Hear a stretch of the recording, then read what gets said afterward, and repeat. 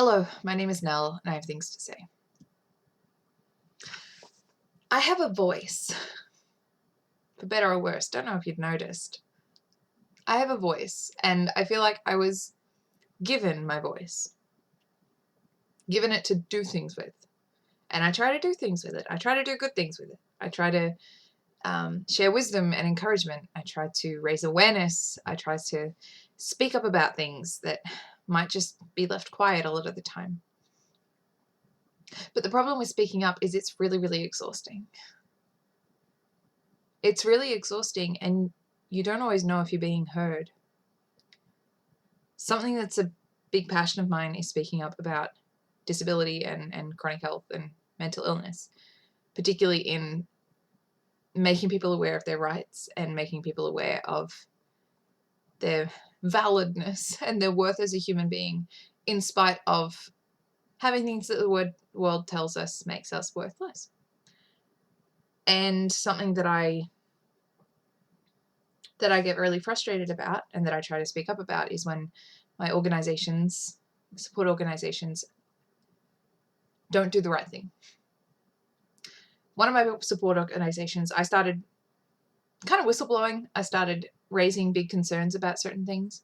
They ended up launching multiple investigations, finding the issue. The issue resigned. And since then, they have kept on improving. They have kept their promises to me. They have kept their promises to improve the way the organization works. That was a great response. I spoke up and I was heard, and it was amazing. With my other organization, there have also been issues from the beginning. And in the early days, I would send emails and I would bring up my concerns, and I often felt like I was being picky. I thought, man, I don't want to be difficult. I don't want to be difficult. I should really just be grateful that I'm receiving care from such lovely people.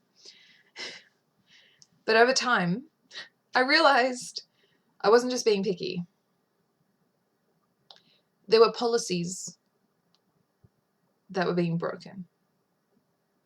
Policies in their own service agreements with me. Policies that I found in the NDIS Code of Conduct. Policies I found in Australian consumer law. So now I'm working on speaking up. I'm not going to speak up here about it. I'm writing letters.